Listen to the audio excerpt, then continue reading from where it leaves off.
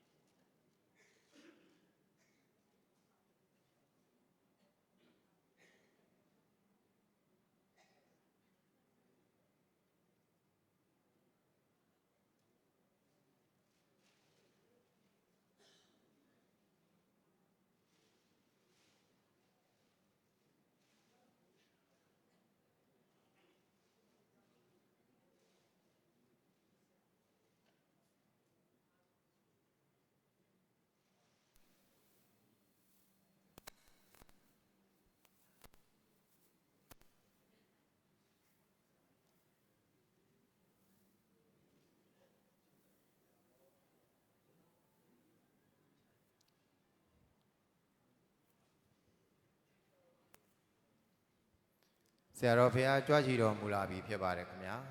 တရားနာပရိသတ်ပေါင်းသူတော်ကောင်းတို့မှာလက်အုပ်ချီမိုး၍ဆရာတော်ဖရာအားခီးဦးကြိုပြုကြပါရန်လေးစားစွာပန်ကြားအပ်ပါတယ်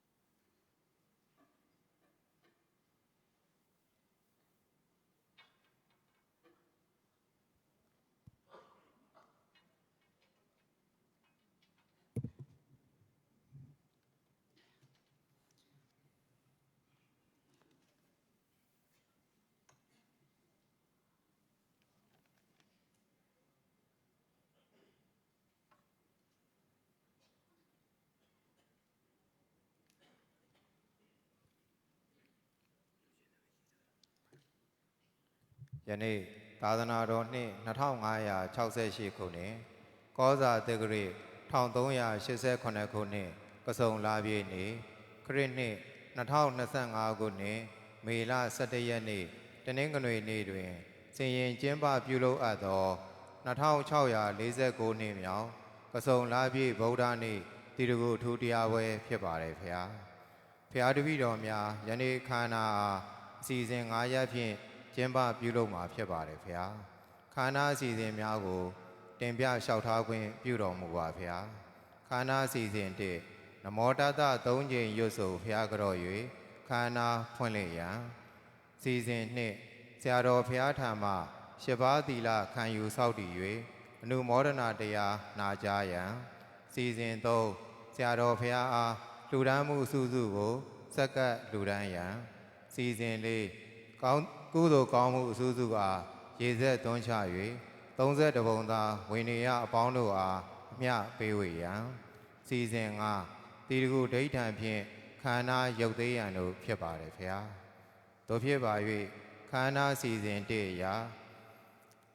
နမောတတ3ကြိမ်ရွတ်ဆိုဖျားကြော၍ခန္ဓာအားဖွင့်လှစ်ပေးပါရန်လေးမြတ်စွာပန်ကြားအပ်ပါတယ်ခင်ဗျာ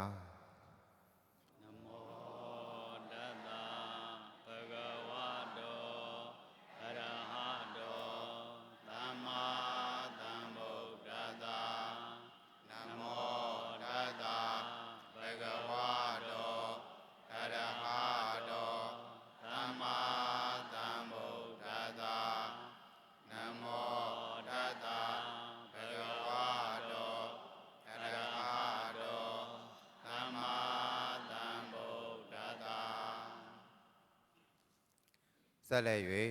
ခန္ဓာအစီအစဉ်2ရဆရာတော်ဘုရားထံမှ8ပါးသီလခံယူဆောက်တည်၍အနုမောဒနာတရားနာကြားရန်ဖြစ်ပါတယ်။သို့ဖြစ်ပါ၍ဆရာတော်ဘုရား၏သီလဂုဏ်သမာဓိဂုဏ်ပညာဂုဏ်တို့အားစိတ်တွင်ရည်မှန်း၍ဩကာသကရောကျိုးဖြင့်ညီညာဖြဖြကရောကြပါကုန်စို့သူတော်ကောင်းပေါင်းတို့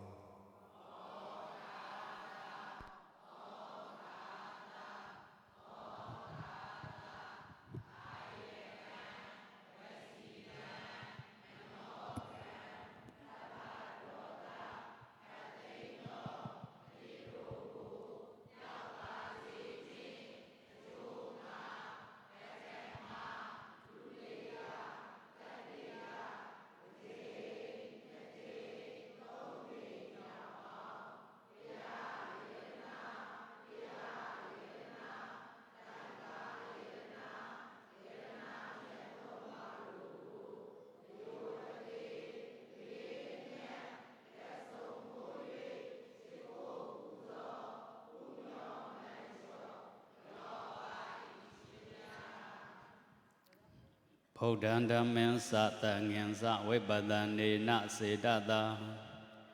ဝန္ဒိတဝဝန္ဒနာမာနပူဇာတက္ကရာဘာဇနံကြံကံပါဠိလာရှိသည်နှင့်အညီရှေကိုခြင်းဣတိယမြတ်နိုးခြင်းဣတိယပူဇော်ခြင်းဣတိယရောသေးပြုခြင်းဣတိယဖြစ်တော်မူကြပေကုန်သောဖယားမြတ်ဆုံးယရဏတရားမြတ်ဆုံးယရဏသံဃာမြတ်ဆုံးယရဏဟုဆိုအပ်သောယရဏမြတ်သုံးပါးတို့ကိုရှိခိုးပူဇော်ပူမြော်မှန်လျော့ကြောကြောင့်မှန်ပူဇော်ဝန္တာတကိစ္စဗနာမကာရဝကောင်းမှုကုသိုလ်ကံစေရနာဖြာဖြာတို့ကြောင့်မရရှိသေးသောသီလဂုဏ်သမာဓိဂုဏ်ပညာဂုဏ်လောကီလောကုတ္တရာဂုဏ်တို့ကိုရရှိခြင်းရရှိပြီးကြကုန်သောသီလဂုဏ်သမာဓိဂုဏ်ပညာဂုဏ်လောကီလောကုတ္တရာဂုဏ်အပေါင်းတို့သည်အကျယခဲမြတ်တည်ရှိခြင်းကိုကြမ်းကြမ်းမာမာရှိခြင်းစိတ်ချမ်းချမ်းသာသာရှိခြင်းအစရှိသောကောင်းကျိုးချမ်းသာမင်္ဂလာဝဝါတို့နှင့်ပြည့်စုံကြကုန်ပြီလျှင်အိုခြင်းကင်းရာနာခြင်းကင်းရာသေခြင်းကင်းရာပြည့်သောမာအသင်္ကတတနိဗ္ဗာန်ရွှေပြည်မြတ်ကြီးကိုလျင်မြန်စောစွာရကြရရောက်ကြရမျက်မှောက်ပြုကြရသည်ဖြစ်စေအဟံဗန္တေတိတရဏေနသဟ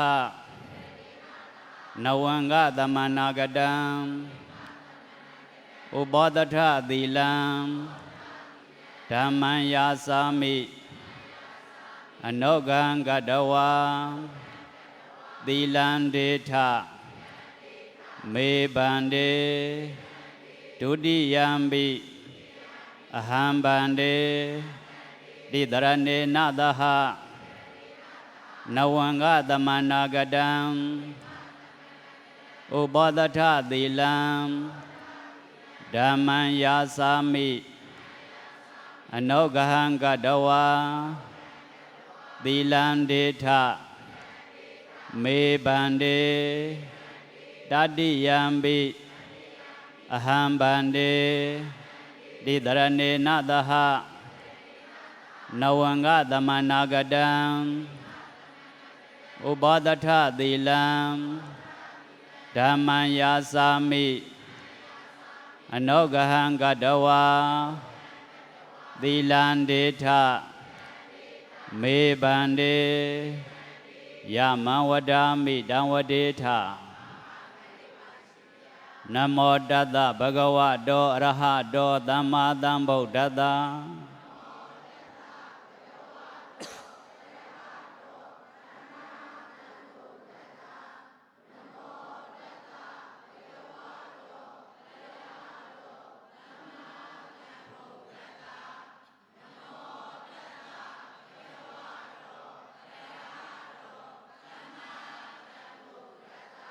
ဗုဒ္ဓံတရဏံကိစ္ဆာမိဓမ္မံတရဏံကိစ္ဆာမိသံဃံတရဏံကိစ္ဆာမိ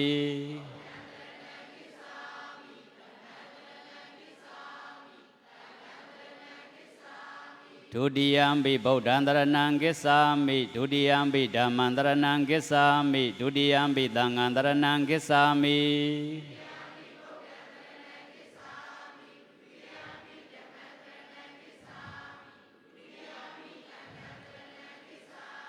တတိယံပိဗုဒ္ဓံတရဏံကိစ္ဆာမိတတိယံပိဓမ္မံတရဏံကိစ္ဆာမိတတိယံပိသံဃံတရဏံကိစ္ဆာမိ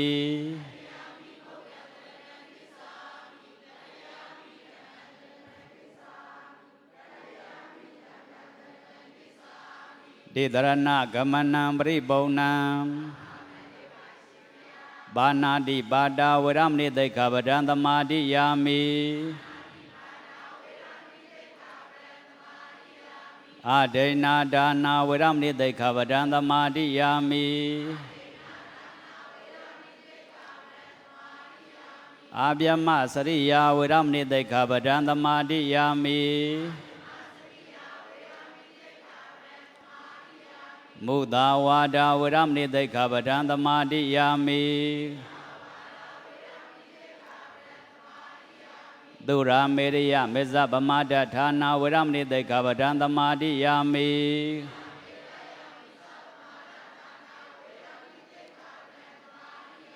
ဝိကာလဘောဇနာဝရမဏိသိက္ခာပဒံသမာဓိယာမိ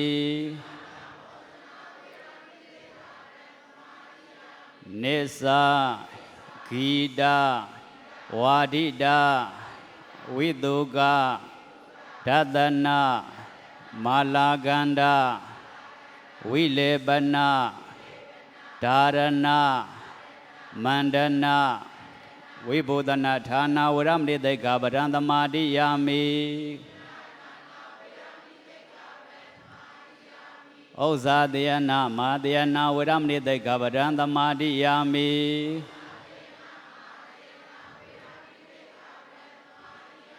မေတ္တာသဟဂတေနစေတသာသဗ္ဗပါဏဗုတေတု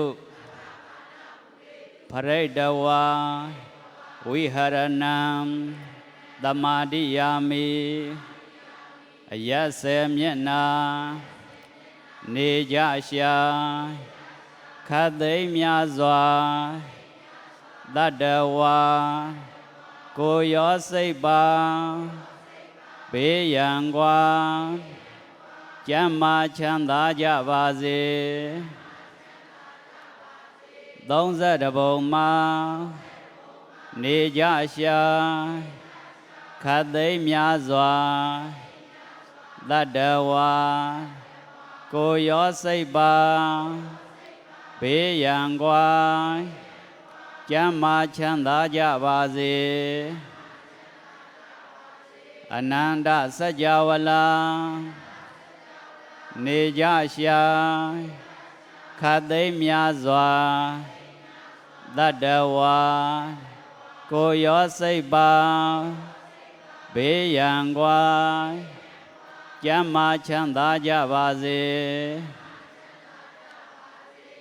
ဒီတရဏေနသဟနဝံကသမနာကတံဝဇတိလံဓမ္မသာရုကံကတဝအပမဒေနသံပါတိထာ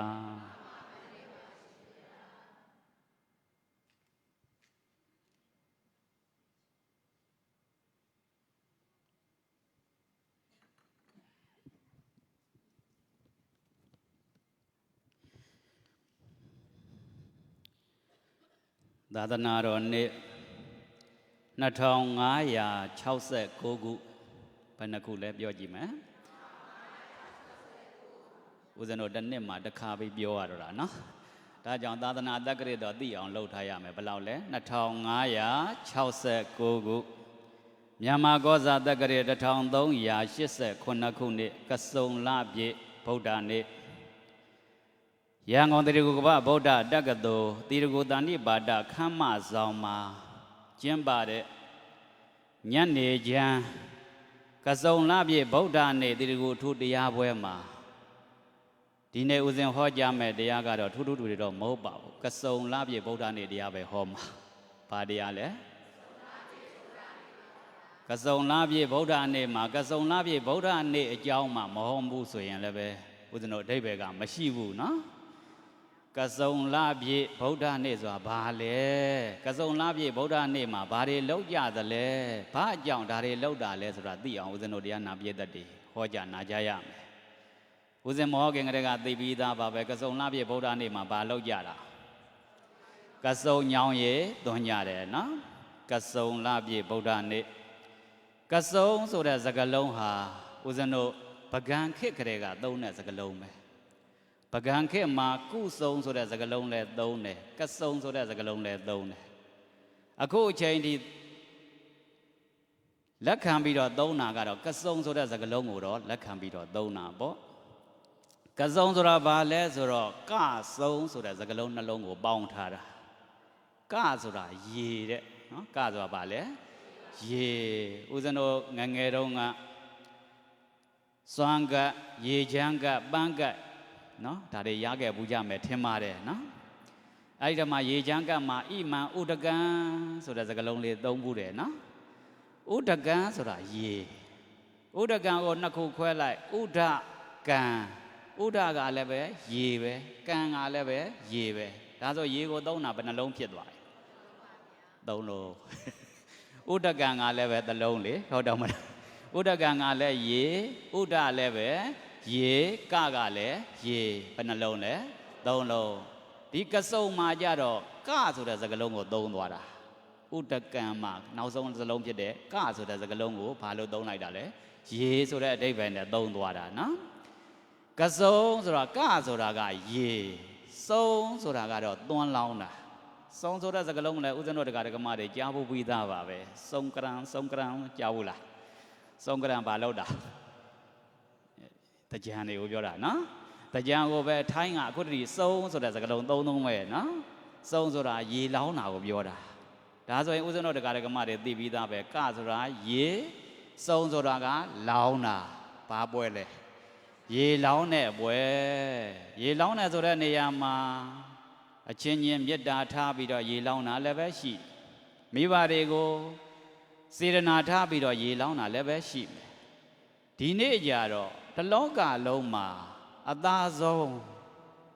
အမြတ်ဆုံးဖြစ်တဲ့မြတ်စွာဘုရားရှင်ကိုတော်မြတ်ကြီးကိုရည်မှန်းပြီးတော့ဘာကိုရေလောင်းတာညောင်ပင်ကိုရေလောင်းတာ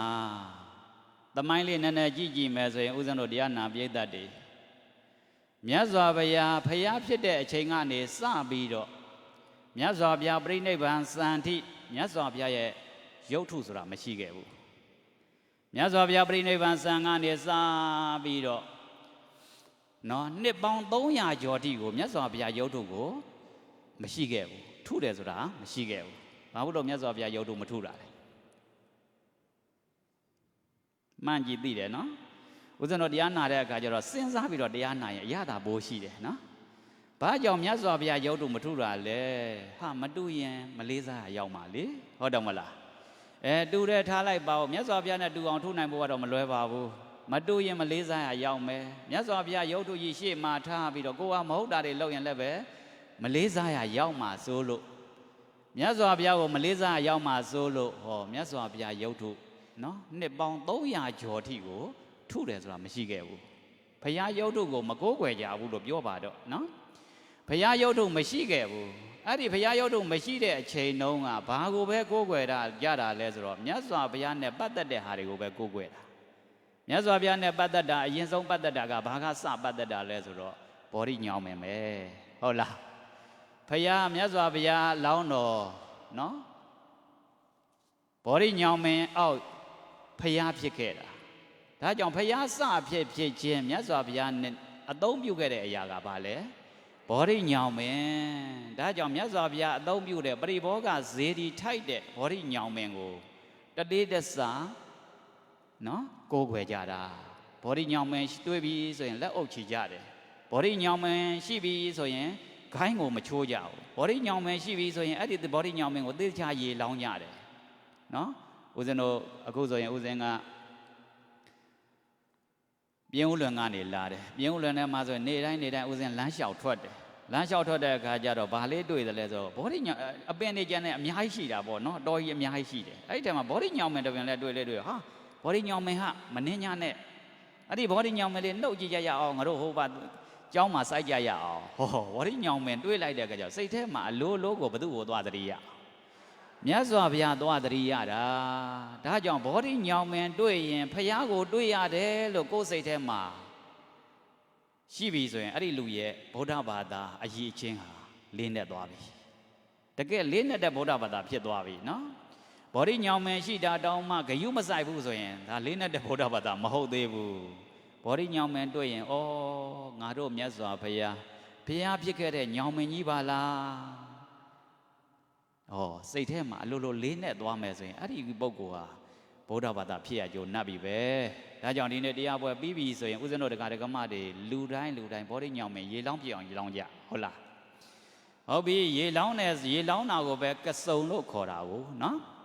အဲ့ဒီကစုံရေလောင်းတယ်ဘာကြောင့်ရေလောင်းတာလဲဆိုတော့မြတ်စွာဘုရားအသုံးပြုတဲ့ဘောဓိညောင်မင်းကြီးကိုရေလောင်းတယ်ဟာကျန်တဲ့လတွေမှာရေမလောင်းမဲ့နဲ့ဘာကြောင့်ကစုံလကြမှာရေလောင်းတာလဲဒါလည်းစဉ်းစားစရာပဲနော်ဘာကြောင့်ကစုံလပြည့်နေ့ကြမှာရေလောင်းတာလဲဆိုတော့ကစုံလပြည့်နေ့မှာမြတ်စွာဘုရားဖြစ်ခဲ့လို့ဟာဘလောက်ရေလောင်းစရာကောင်းတယ်လေနော်ကစုံလပြည့်နေ့မှာမြတ်စွာဘုရားဖြစ်တဲ့နေ့နှစ်ခုရှင်းကြည့်လိုက်သေတ္တတာအနေနဲ့နော်တိုင်းပြည်မှာအုပ်ချုပ်ပြီးတော့ဘယင်လုံနေတဲ့အချိန်လေးရယ်ဂေါရမအနေနဲ့ဖျားဖြစ်တဲ့အချိန်လေးရယ်အဲ့ဒီနှစ်ချိန်ကိုရှင်းကြည့်လိုက်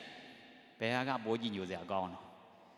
ဖျားဖြစ်တဲ့အချိန်ကကြည်ညိုစရာကောင်းတာပေါ့ဒါကြောင့်ဖျားဖြစ်တဲ့အချိန်ဖျားဖြစ်တဲ့လဖျားဖြစ်တဲ့နေရာကိုရေလောင်းတာပိုးပြီးတော့ကြည်နူးစရာကောင်းလို့ဒီနေ့ကိုရွေးပြီးတော့ကစုံလပြေဗုဒ္ဓနေ့မှာရေလောင်းကြတာဟုတ်လားကစုံလပြေဗုဒ္ဓနေ့မှာရေလောင်းကြတယ်ဒါလေးတင်လားမဟုတ်ပါဘူးဗျာအဓိပ္ပာယ်ကတခုရှိပါသေးတယ်ဘာလဲဆိုတော့ကစုံလပြေနေ့ဆိုတာကဦးဇင်းတို့နွေရာသီဘယ်နှလရှိတယ်လဲ4လနော်ဦးဇင်းတို့မြန်မာနိုင်ငံမှာဆိုရင်ရာသီကဘယ်နှမျိုးရှိတာ3မျိုးရာသီ3မျိုးမှာဆိုရင်တရားသီဆိုရင်4လစီရှိတယ်ဦးဇင်းတို့နွေရာသီရဲ့အစဆုံးလကဘယ်လလဲဗမာတွေဖြစ်ပြီးတော့ဗမာလတွေမသိပဲနေလိမ့်မယ်နော်မသိလည်းပဲရောချလိုက်ပါရပါတယ်နော်တပေါင်းလပြည့်ကျော်ကနေစရတာနော်တပေါင်းလပြည့်ကျော်ကနေတကူလပြည့်နေဒီကတလတကူလပြည့်ကျော်ကနေကစုံလပြည့်နေဒီကတလနွေရာသီဘယ်နှလရှိသွားပြီတော့2လရှိသွားပြီနွေက4လရှိတဲ့အထဲမှာ2လကုန်သွားပြီ2လကုန်သွားပြီဆိုတော့နွေရဲ့အလဲကောင်ဖြစ်သွားပြီနွေအလဲကောင်ဆိုတော့နှင်းကြတဲ့စောင်းနဲ့လဲဝေးတယ်မိုးကြမဲ့မိုးနဲ့လည်းပဲဝေးတယ်အလဲကောင်မှာတကယ်ရေလိုတဲ့ကာလဖြစ်နေပြီပေါ့ဗျာနော်ရေလိုတဲ့ကာလဖြစ်တဲ့အတွက်ကြောင့်ကိုအလေးထားဆုံးဖြစ်တဲ့ဘောဓိညောင်မင်းကိုရေလောင်းတဲ့ဟောဒီကစုံလပြေဗုဒ္ဓနေ့ညောင်ရည်သွန်းပွဲကျင်းပကြတာဒီလိုနားလည်ရမယ်နော် အဲ့လိုညောင်ရည်သွန်းပွဲကျင်းပတဲ့နေရာမှာမြတ်စွာဘုရားရဲ့ဂုဏ်လေးတွေကိုကြည်ပြီးတော့ညောင်ရည်သွန်းပွဲကျင်းပရင်မကောင်းဘူးလားညောင်ရည်သွန်းပွဲကျင်းပရင်ကောင်းတာပေါ့ဦးဇင်းတို့အမေဖေရဓာတ်ပုံတွေကိုယ့်အိမ်တွေမှာချိတ်ထားကြပါတယ်ကိုယ့်အိမ်မှာချိတ်ထားတဲ့အမေဖေရဓာတ်ပုံကိုမြင်ပြီးတော့ကိုယ့်အမေကိုယ့်ကိုဘလို့ပြောခဲ့တာတွေဆိုခဲ့တာတွေဆုံးမခဲ့တာတွေကိုယ့်အဖေကိုယ့်အပေါ်မှာဘလောက်ကျေးဇူးရှိခဲ့တာတွေတတိယရင်ဒီပုံလေးဟာအဓိပ္ပာယ်ပိုရှိတယ်အဲ့လိုပဲညောင်မင်းကြီးကိုကြည့်ပြီးတော့ညောင်ရည်သွန်းတဲ့အခါကျတော့မြတ်စွာဘုရားရဲ့ဂုဏ်လေးတွေကိုကြည့်ပြီးတော့ညောင်ရည်သွန်းလိုက်ရင်တန်ဖိုးပိုရှိတယ်အဓိပ္ပာယ်ပိုပြီးတော့ရှိတယ်ဒါကြောင့်ဒီနေ့ကဥစဉ်ပြောပြပေးမှာကကစုံလပြည့်နေ့မှာမြတ်စွာဘုရားဖြစ်ခဲ့တဲ့ဖြစ်တော်စဉ်၅ခုလို့လည်းပြောတယ်၄ခုလို့လည်းပြောတယ်မှတ်ရလောဥစဉ်၄ခုလို့ပဲပြောလိုက်ပါတော့နော်ဗျာဒိတ်တော်ခံဖွားပွန့်ဆန်လေးတန်ကစုံလားလိုက်ဆိုကြည့်မယ်ဗျာဒိတ်တော်ခံဖွားပွန့်ဆန်လေးတန်ကစုံလားဆိုကြည့်မယ်သုံးကောင်းလောက်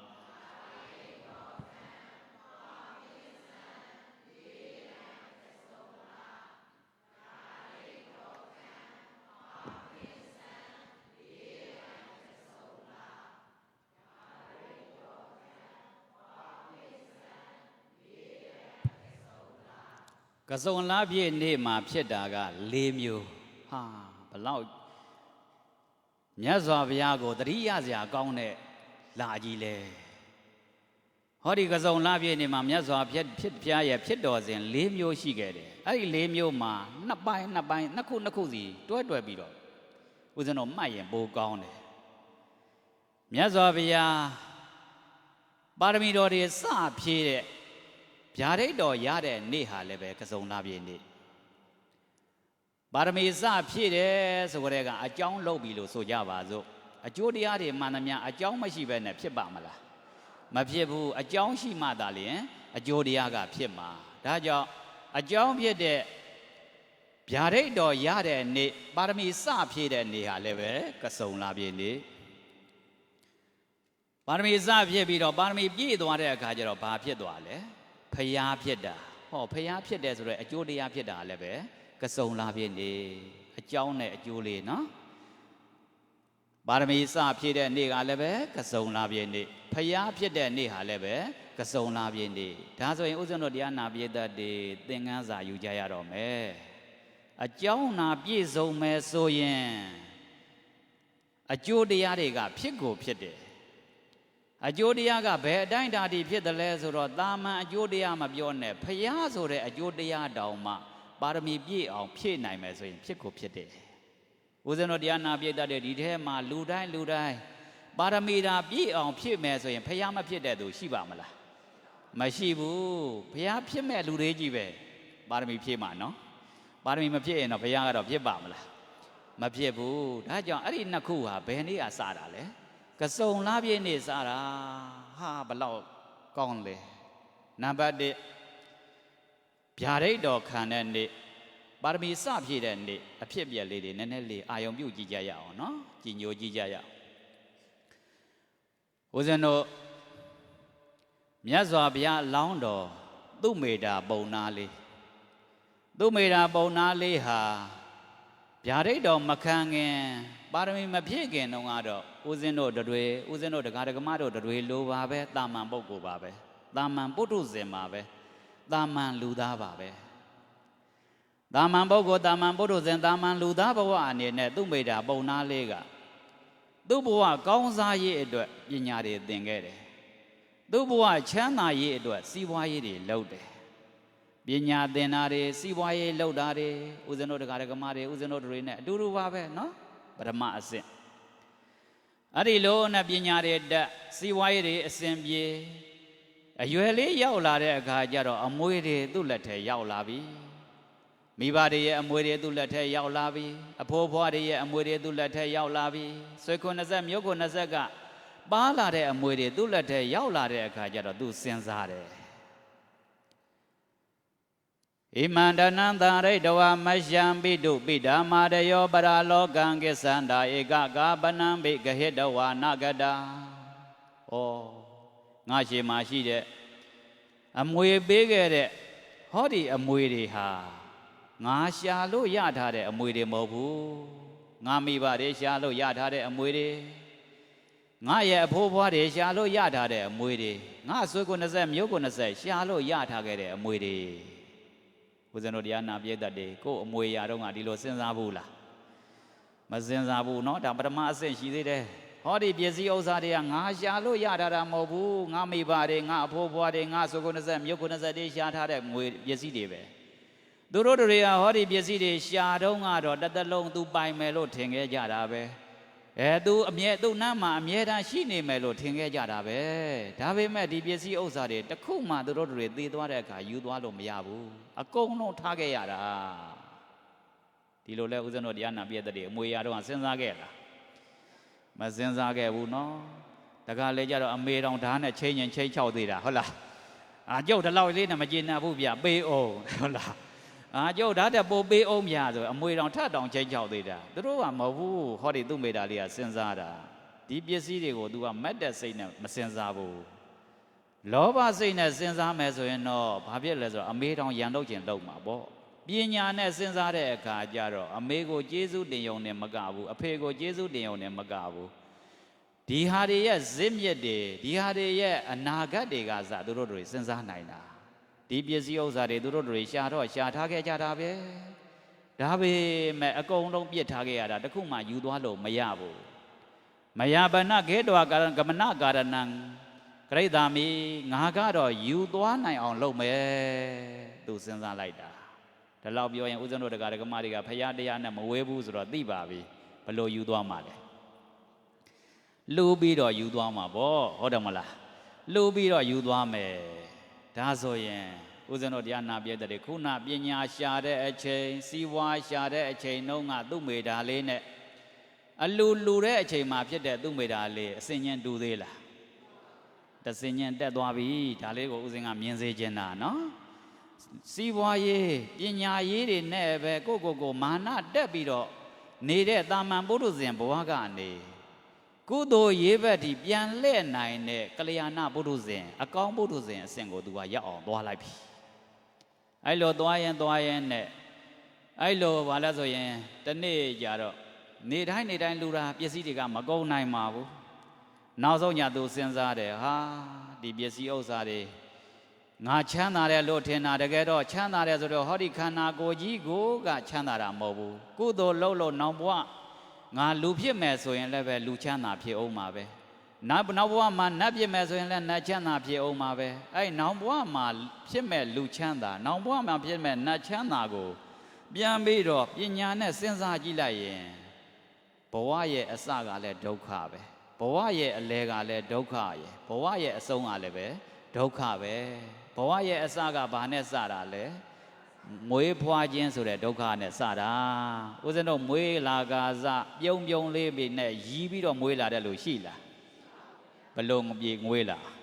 ငိုးပြီးတော့မွေးလာတဲ့ဆိုကြတဲ့ကဒါဆင်းရဲလို့ပဲဗျာနော်စတော့လည်းပဲဆင်းရဲနဲ့စတာပဲနောက်ဘဝမှာနေနေတဲ့အချိန်မှာလည်းပဲစိတ်ဆင်းရဲမှုတွေကိုယ်ဆင်းရဲမှုတွေမျိုးစုံပဲဦးဇင်းတို့အကျယ်ချက်နေရင်လည်းအချိန်ကမမိများမသွားမှာဆိုလို့ဦးဇင်းအကျယ်မချက်တော့ဘူးဒါတော့ကတော့သိပြီးသားပဲဒုက္ခအကြောင်းကတော့ဦးဇင်းတို့တရားဓမ္မတွေကပိုသိမယ်နော်ဘုန်းကြီးတွေရဲ့ဒုက္ခတဲ့လူတွေရဲ့ဒုက္ခကပိုများမယ်ထင်ပါတယ်ဟုတ်လားဘာလဲဆိုတော့ဒုက္ခတွေဘဝအလဲကောင်မှာအများကြီးပဲနောက်ဆုံးဘဝရဲ့အဆုံးဘာနဲ့ဆုံးတာသေခြင်းဆိုတဲ့ဒုက္ခနဲ့ဆုံးတာ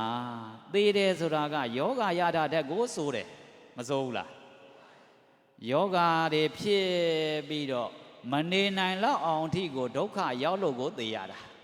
ဒါဆိုသေခြင်းဒုက္ခဘဝမှာအဆိုးဆုံးဆိုတာမှန်ကြည့်သိပါပြီနော်ဒါကြောင့်သူကစဉ်းစားတယ်ငါလူချမ်းသာနတ်ချမ်းသာရခြင်းလို့ကုသိုလ်တွေလုပ်တယ်ဒါပေမဲ့လူချမ်းသာနတ်ချမ်းသာဆိုတဲ့အရာကအိုတာတွေနာတာတွေသေတာတွေဘဝအစဘဝအလယ်ဘဝအဆုံးအကုန်လုံးကဒုက္ခတွေနဲ့အကြည့်ပဲငါကြုံနေရတာဒါကြောင့်ဒီလိုဒုက္ခတွေများတယ်လူဘဝနတ်ဘဝတော့ငါမမှန်းတော့ဘူးကွာဒုက္ခတွေကုန်တဲ့နေရာတနေရာငါမှန်းတော့မယ်လူချမ်းသာနတ်ချမ်းသာဆိုတဲ့ချမ်းသာတာမန်မျက်စိနဲ့ကြည့်ရင်တော့ချမ်းသာပါတယ်ဒါပေမဲ့ဉာဏ်မျက်စိနဲ့ကြည့်လိုက်တဲ့အခါကျတော့ချမ်းသာကနည်းနည်းဆင်းရဲတာကများနေတာပါဟုတ်လားချမ်းသာတာမရှိဘူးလို့တော့ဘုံဘုံတော့မပြောဘူးနော်ဒါကလေလူဘဝဆင်းရဲတယ်တချို့ဘုန်းကြီးတွေကပြောတယ်အကုန်လုံးဆင်းရဲတာမှမဟုတ်တာ ချမ်းသာတာတွေမရှိဘူးလားရှိတာဗောအကုန်လုံးဆင်းရဲတယ်လို့ပြောရင်ဘုရားအဘောမမိဘူးဘုရားကပြောတယ်အပ္ပတာရာချမ်းသာတာနည်းနည်းရှိတယ်မရှိဘူးပြောတာမဟုတ်ဘူးနော်ဘဝဒုက္ခကိုယ်ဆင်းရဲတွေကတော့ချမ်းသာတာတဲ့ပိုများတယ်ဘဝပါယတာစိတ်ဆင်းရဲတာတွေကချမ်းသာတာတဲ့ပိုများတယ်နော်တွေ့လောဘနဲ့မစင်စားပဲနဲ့ညံနေတာစဉ်းစားကြည့်ဆင်းရဲနဲ့ချမ်းသာခွဲကြည့်လိုက်ရင်ဦးဇင်းတို့ဒကမတွေဘယ်ဘက်ကနေချိန်ဝင်ရှာသွားမလဲဆင်းရဲတဲ့ဘက်ကပဲချိန်နေတာရှာသွားမယ်နော်ဒါကြောင့်ဘုရားလုံးကအဲ့ဒါမြင်လို့ဒုက္ခတွေဘလဘဝနဲ့လူချမ်းသာနတ်ချမ်းသာငါမလိုချင်တော့ဘူးဒုက္ခတွေကုန်တဲ့နိဗ္ဗာန်ချမ်းသာငါရောက်အောင်သွားမယ်တော်ပြီဒီပစ္စည်းဥစ္စာတွေနေ့တိုင်းလူနေရှုပ်သေးတယ်သွားမောင်းတီးပြီးတော့ဟောဒီအမရဝတီမြို့သူမြို့သားတွေကြိုက်တဲ့လူလာယူလိုက်ကြတကားကြီးဖွင့်ပေးပြီးတော့သူကတောထွက်သွားတာဟောခုနအစင်နဲ့တူသေးလားလူဘဝအနေနဲ့ကုသိုလ်ဖြစ်တဲ့အစင်ကတူတဲ့အစင်ကနေတောထွက်ပြီးတော့ယသေယဟအနေနဲ့ကုသိုလ်ပြုတဲ့အဆင့်ကိုသူကဆက်ရောက်သွားပြီနိဗ္ဗာန်ရောက်အောင်ဒီသူရှားသွားပြီတဖြည်းဖြည်းတက်ပုံတဏီတက်တာကိုဦးဇင်းတို့ဒကာဒကမတွေကြီးညိုအောင်ပြောတာနော်ဖရာအလောင်းကွာသူ့မို့ဖရာအလောင်းနေနဲ့ပါရမီဖြည့်နိုင်တာငါတို့ကြာမဖြည့်နိုင်ဘူးလို့အဲ့လိုထင်မှာဆိုလို့မဟုတ်ဘူးလူတိုင်းဖြည့်နိုင်ပါတယ်လူတိုင်းဖြည့်နိုင်ပါတယ်ဒါပေမဲ့တဆင်ညင့်တော့တက်ရတယ်ပညာရေးစီးပွားရေးအဲ့ဒီအဆင့်ကနေကုသိုလ်ရေးဒုတိယတဆင့်တက်ရတယ်ဒုတိယတဆင့်ကုသိုလ်ရေးကနေနောက်ဆုံးကြတော့နိဗ္ဗာန်အရေးတတိယတဆင့်တက်ရတယ်အဲ့ဒီလိုနဲ့နိဗ္ဗာန်အရေးတက်ရင်တော့တွက်ပြီးတော့တရားကျင့်ဟိမွန္တာတောင်းချေမှာတရားကျင့်နေတဲ့အချိန်ရမဝတီမြို့မှာသူကဇန်နဲ့ကြွပြီးတော့သွားတာရမဝတီမြို့သူမြို့သားတွေကအုံနဲ့လမ်းနေပြင်းနေကြတယ်ဟာဘာကြောင့်လမ်းနေပြင်းနေတာလဲဒီပင်ကရာမြတ်စွာဘုရားနဲ့တန်ဃာပေါင်း၄သိန်းဒီမြို့ကိုကြွလာမှာမို့လမ်းနေပြင်းတာပါဟာဟုတ်ပြီအဲ့လိုဆိုရင်တော့ဖယားဆိုတဲ့စကားလုံးကြားလိုက်ကြတဲ့ကငါစိတ်ချမ်းသာလိုက်တာဒါကြောင့်ဒီနေရာကိုလည်းငါလည်းကြုတ်လဲလမ်းပြင်ကုန်ပေးပါလမ်းပြင်ညင်ပါတယ်အဲ့နဲ့သူ့အတွက်တကယ်အစိုးဆုံးနေရာကိုသူကနေရာပေးလိုက်တာဘာလို့ဆိုလူစွမ်းကောင်းကြီးဆိုတော့လေလူစွမ်းကောင်းဘာလို့ဆိုတော့တကယ်တကိုးရှင်ကိုကောင်းငင်မှာပြန်ပြီးတော့တကိုးတွေပြနိုင်တယ်တကိုးရှင်ဖြစ်တဲ့အတွက်ကြောင့်နေရာစိုးတပိတ်ဆိုတဲ့နေရာကိုသူပေးလိုက်တာအဲ့လိုပြင်းနေတဲ့အခါမှာတကိုးနဲ့မပြင်းဘူးကုသိုလ်ပိုးရအောင်လို့ဆိုပြီးတော့ကိုယ်တိုင်းကိုကြလက်နဲ့ခြေထောက်နဲ့သေချာပြင်းတာအဲ့လိုပြင်းနေတဲ့အချိန်တလန်လောက်အလိုတလန်ဆိုတာသိပါတယ်နော်ဦးဇင်းတို့တရားနာပြေးတတ်တယ်တလန်ဆိုတာလူတရက်ကတလန်ပဲဟုတ်တယ်မလားလက်နှစ်ဖက်စန့်ပြီးတော့ကြည်လိုက်ဟိုဘက်ဒီဘက်အကုန်လုံးဟာလူတရက်နဲ့အတူတူပဲလူတရက်ဟာတလန်ပဲတလန်လောက်လိုတဲ့အချိန်လေးမှာဒီပင်ကရာမြတ်စွာဘုရားကြွလာတယ်ကြွလာတဲ့အခါကျတော့ဟာဒီပင်ကရာမြတ်စွာဘုရားကြွလာတာကြီးညိုစရာကောင်းလိုက်တာအဲ့ဒီအချိန်သူစိတ်ပြောင်းသွားပြီတခုပြောင်းသွားဘုရားဖြစ်ခြင်းနဲ့စိတ်ဘလို့ဖြစ်တယ်ဆိုတာဦးဇင်းတို့သိအောင်လို့ဦးဇင်းတို့ပြောပြနေတာနော်သူစိတ်ပြောင်းသွားပြီနိဗ္ဗာန်ရောက်ခြင်းစိတ်လေးတင်သူမဟုတ်တော့ဘူးငါတယောက်တည်းနိဗ္ဗာန်ရောက်လို့မဖြစ်ဘူးကြံတဲ့လူတွေကိုနိဗ္ဗာန်ရောက်အောင်ပို့နိုင်တဲ့သူဘုရားလို့လုပ်မယ်ဒီပင်ကရာမြတ်စွာဘုရားကြည်လိုက်တာသူတစ်ပါးနိဗ္ဗာန်ရောက်ုံလေးနဲ့ကြံတဲ့သူတွေကိုဟောပြောပြတာခြေချွတ်ပေးနိုင်လိုက်လို့တန်ဃာပေါင်း၄သိန်းတောင်မှယဟန်ဘုရားနိဗ္ဗာန်ရောက်သွားကြတယ်လူတွေလည်းပဲမရေတွက်နိုင်အောင်နိဗ္ဗာန်ရောက်သွားကြတယ်ဩဒီလိုပုံကိုဖြစ်ချင်လိုက်တာဟောကိုယ့်အတွက်ကြီးပဲစဉ်းစားတာမဟုတ်ဘူးသူများအတွက်ပါစဉ်းစားသွားတယ်မေတ္တာနဲ့ကရုဏာအားကြီးတာဘာနဲ့ပါအားကြီးတာလဲသူများတွေကိုချမ်းသာစေခြင်းတာနိဗ္ဗာန်ရောက်ပြီဆိုရင်စိတ်အားချမ်းသာတာသူများတွေကိုချမ်းသာစေခြင်းတယ်သူများတွေကိုဒုက္ခကလွတ်မြောက်စေခြင်းတာနော်နိဗ္ဗာန်ရောက်ပြီဆိုရင်ခန္ဓာကိုယ်ဒုက္ခကာယကဒုက္ခစေတိကဒုက္ခကိုယ်ဆင်းရဲစိတ်ဆင်းရဲတွေအကုန်လွန်မြောက်သွားတာဒါကြောင့်သူများတွေကိုတနာလို့သူများတွေအပေါ်မှာကောင်းစားစေခြင်းလို့ငါတယောက်တည်းနိဗ္ဗာန်ရောက်အောင်မသွားဘူးအများအတွက်နိဗ္ဗာန်ရောက်အောင်ပို့ပေးနိုင်တဲ့ဖျားဖြစ်အောင်လုပ်မယ်ချက်ချင်းဆုံးဖြတ်သွားတယ်ဘုရားဖြစ်အောင်လုပ်မယ်ဆိုတော့ဗဇက်ပြောနဲ့ဘုရားဖြစ်အောင်လုပ်လို့တော့မပြည့်ဘူးလက်တွေ့လုပ်ပြလိုက်အောင်မယ်ဆိုပြီးတော့အဲ့ဒီမှာတလန်လောက်ရှိတဲ့နွန်နေတဲ့မှာသူကကြောခင်းပြီးတော့ဘာဖြစ်လဲဆိုတော့တန်ဃာပေါင်း၄သိန်းဒီပေါ်မှာကြွပါဘုရားနွန်ပေါ်မှာမနှင်းမာနဲ့ဘုရားဆိုပြီးတော့ဘုရားကိုမြတ်စွာဘုရားကိုရှောက်လိုက်တာရှောက်လိုက်တဲ့အခါကျတော့မြတ်စွာဘုရားကဟာဒီပုဂ္ဂိုလ်ကတာမန်ပုဂ္ဂိုလ်မဟုတ်ဘူးဒီလူကဘုရားဖြစ်ခြင်းတဲ့ပုဂ္ဂိုလ်ပဲသူဘုရားဖြစ်နိုင်လားမဖြစ်နိုင်ဘူးလားလှမ်းကြည့်လိုက်တာ ဖျားဖြစ်နိုင်လားမဖြစ်နိုင်ဘူးလားလှမ်းကြည့်လိုက်တာဖျားဖြစ်နိုင်တယ်လို့သိလိုက်တယ်ဘာတွေကြည့်သိတာတော့ဘာတွေကြည့်သိတာလဲဆိုတော့ဦးဇင်းတို့တရားနာပြည့်တတ်တယ်လူတယောက်တကယ်ကိုဖြစ်ခြင်းနဲ့ဟာဖြစ်တယ်မဖြစ်ဘူးဆိုတာကတော့၄မျိုးနဲ့ချိန်ကြည့်လို့သိတယ်အဋ္ဌိပတ်၄ပါးလို့ခေါ်တယ်နော်စန္ဒသူတကယ်ဖြစ်ခြင်းနဲ့စန္ဒတကယ်ရှိသလားဟာရှိတာဗောနွန်နဲ့တော့မှသူ့အသက်အသေးခံပြီးတော့နော်တရားခင်းပေးတာဟုတ်လားဦးဇင်းတို့တရားနာပြည့်တတ်တယ်အဲ့လိုတရားခင်းနိုင်တဲ့လိုချင်တဲ့စိတ်ရှိပါမလားနည်းနည်းတွန့်သွားပြီနော်ဗဇက်ကတော့မပြောနိုင်တော့ဘူးလားတကယ်ခင်းပေးရမှာမဟုတ်ပါဘူးဗဇက်ကတော့ပြောဖို့မလွယ်ဘူးနော်ဦးဇင်းတို့လည်းမခင်းနိုင်ပါဘူးဘာလို့သူဖြစ်ခြင်းနဲ့ဆန္ဒတော်တော်ပြင်းပြလို့သာလေဒီလိုခင်းနိုင်တာဒါမှန်ကြီးညိုတဲ့အောင်လို့ဦးဇင်းပြောပြနေတာနော်ကိုအားငယ်ဖို့ပြောတာမဟုတ်ဘူးမြတ်စွာဘုရားဒီလိုလုပ်ခဲ့လို့ဒီလိုဖြစ်တာဒါကြောင့်စန္ဒသူဟာတကယ်ဖြစ်ခြင်းနဲ့စိတ်စန္ဒရှိလားရှိတာဗောဟုတ်ပြီဝိမာန်တပညာဖျားဖြစ်နိုင်တဲ့ပညာတကယ်ရှိနိုင်လားဟာသူကဖျားဗျာဒိတ်တော်လဲရလဲရရောချက်ချင်းပဲစဉ်းစားတာငါဖျားဖြစ်တော့မှာကွအဲဒါကြောင့်ဖျားဖြစ်တော့မှာဆိုတော့ဖျားဖြစ်မဲ့လမ်းစဉ်တွေဘာတွေလဲ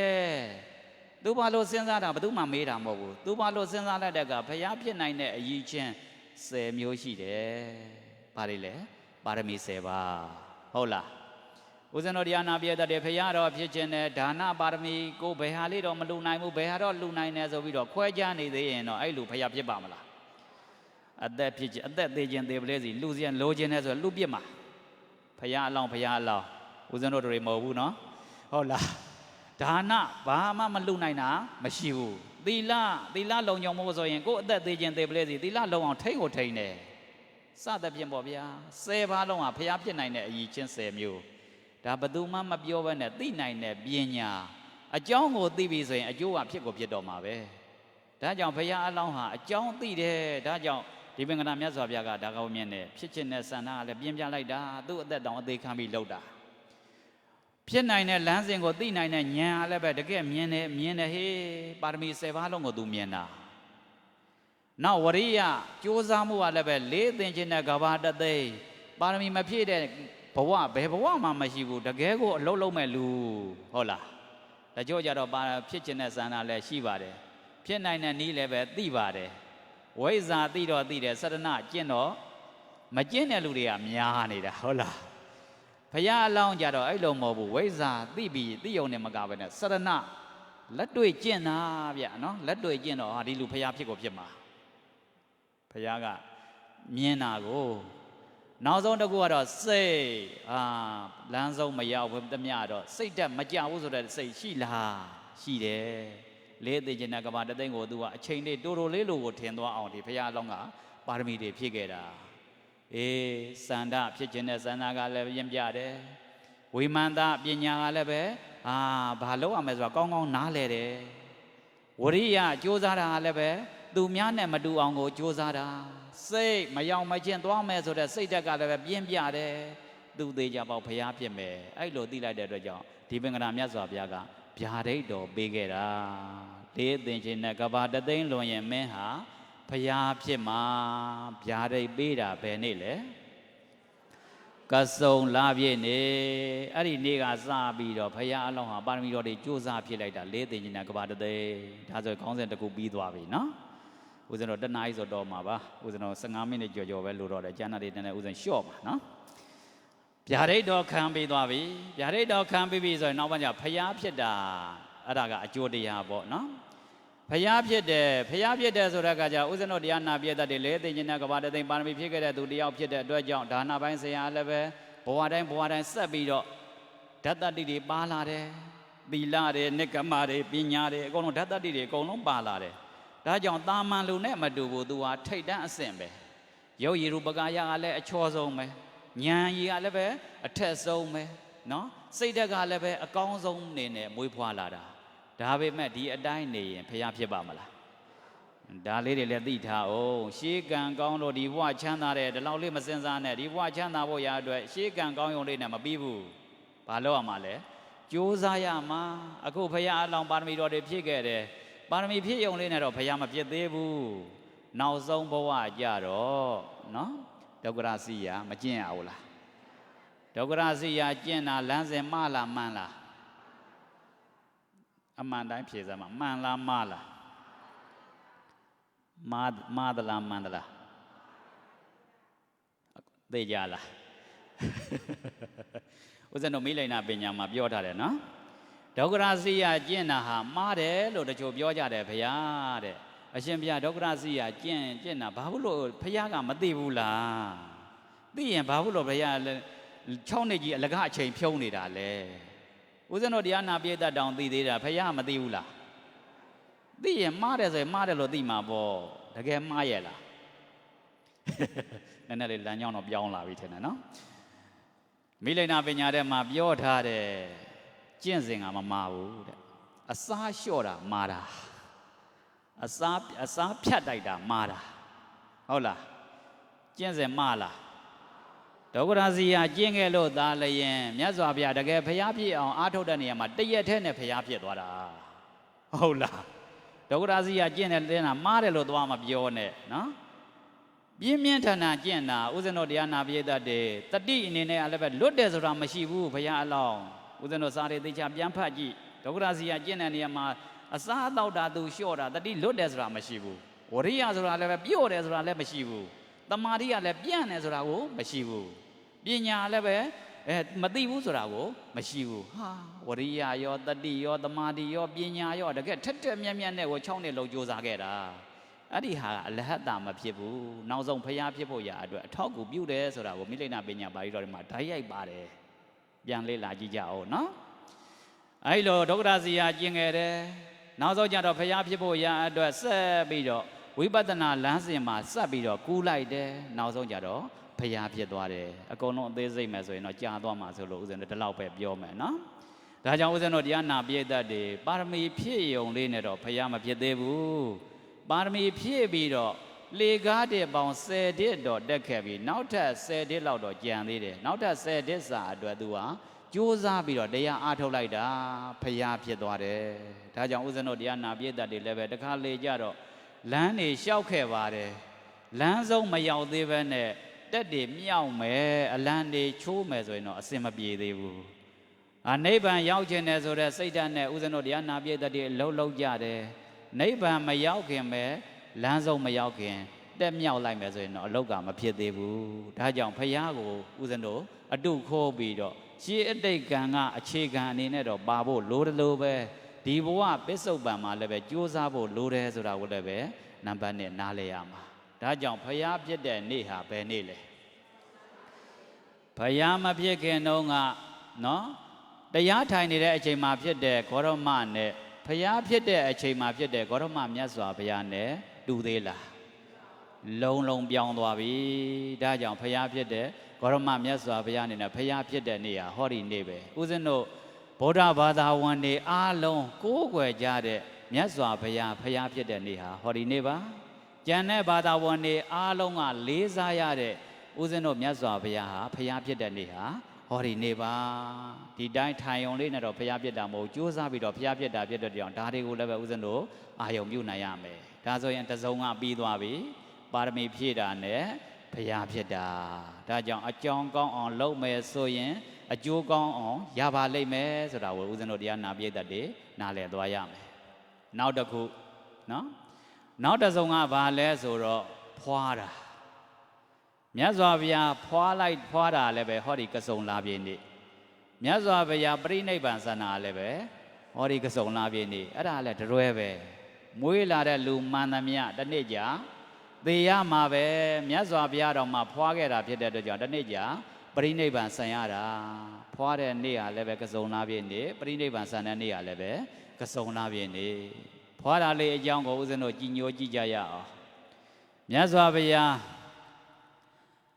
ဒုတိတာနတ်ပြည်ကနေဒေသကဲ့သို့နတ်သားအနေနဲ့နတ်တေပြမာတွေအားလုံးတောင်းပန်ပြီးတော့လူပြည်ကိုဆင်းခဲ့ရတယ်ဖျားဖြစ်ဖို့ရာအတွက်ဒါဆိုရင်ဦးဇင်းတို့မြတ်စွာဘုရားအလောင်းတော်ဟာလူပြည်မှာမွေးဖွားဖို့ရာအတွက်အားလုံးက welcome လုပ်ခဲ့ရတာအားလုံးက welcome လုပ်တယ်ဆိုတာကဘာကြောင့် welcome လုပ်တာလဲဆိုတော့တလောကလုံးရဲ့အကျိုးပြုမဲ့ပုံကိုဖြစ်လို့ welcome လုပ်တာဟုတ်လား လောကလုံးကိုအကျိုးပြုမဲ့ပုဂ္ဂိုလ်ဆိုရင်အဲ့ဒီတလောကလုံးကကိုအကျိုးဆိုတာအိမ်နေမှာလည်းထို့အတူပါပဲအိမ်တအိမ်မှာအကျိုးပြုမဲ့ပုဂ္ဂိုလ်ဆိုရင်တအိမ်လုံးကကိုသူ့ကိုကျိုးဆိုမှာဟုတ်လားပြောင်းမြန်ပြန်လိုက်အိမ်တအိမ်ကိုဒုက္ခပေးမဲ့လူဆိုရင်တအိမ်လုံးငါကိုအော်ကြောလန့်ပါဟုတ်လားတလောကလုံးကိုဒုက္ခပေးမဲ့လူဆိုရင်တလောကလုံးငါကိုအော်ကြောလန့်ပါအခုမြတ်စွာဘုရားအလောင်းတော်လူပြည်မှာမွေးဖွားဖို့ရာအတွက်လူတွေကတော့သိမသိပါဘူးဟုတ်လားလူတွေကတော့မသိပါဘူးဘသူတွေပဲသိတာနတ်တွေပဲသိတာဘုရားအလောင်းမရဲ့တန်ဖိုးကိုလူတွေကမသိဘူးနတ်တွေပဲသိတာအဲ့ဒီလိုပဲဦးဇင်းတို့တရားနာပြည့်တတ်တယ်တကယ်သူတော်စင်တကယ်သူတော်ကောင်းတကယ်အများအကျိုးပြုပုဂ္ဂိုလ်တွေဆိုတာကတော့တကယ်ဉာဏ်မြင့်တဲ့လူတွေပဲနားလဲတာဉာဏ်မမြင့်တဲ့လူတွေကနားလဲပါမလားနားမလဲဘူးအခုနတ်တွေကနားလဲတဲ့အတွက်ကြောင့်ဘုရားအလောင်းကိုဘာလုပ်တာလဲကြိုးဆိုကြတာဗျာ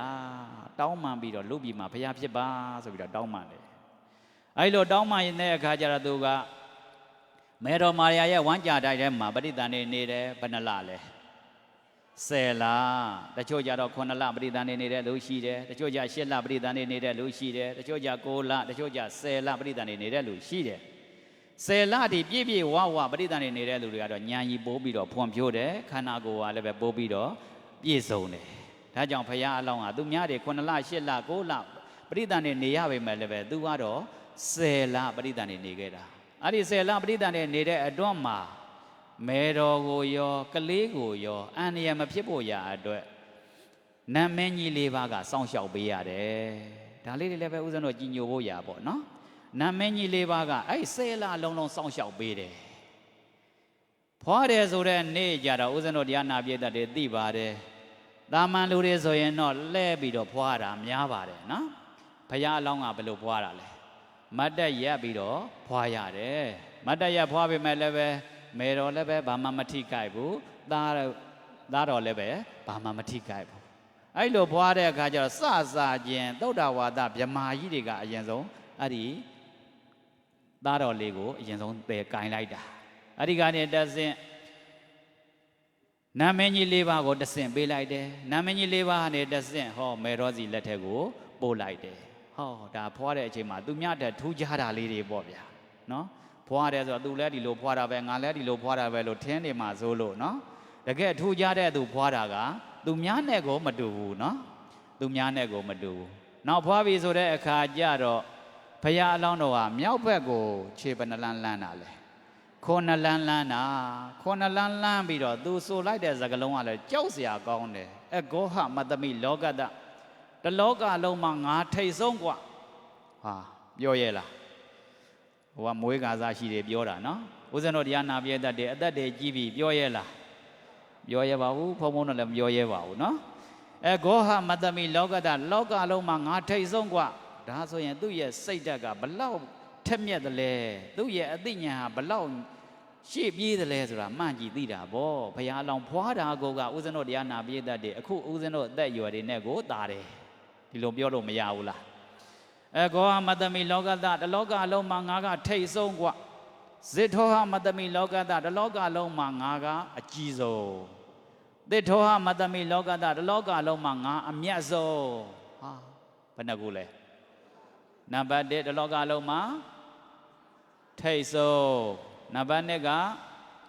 တလောကလုံးမှာအကြီးဆုံးနံပါတ်3က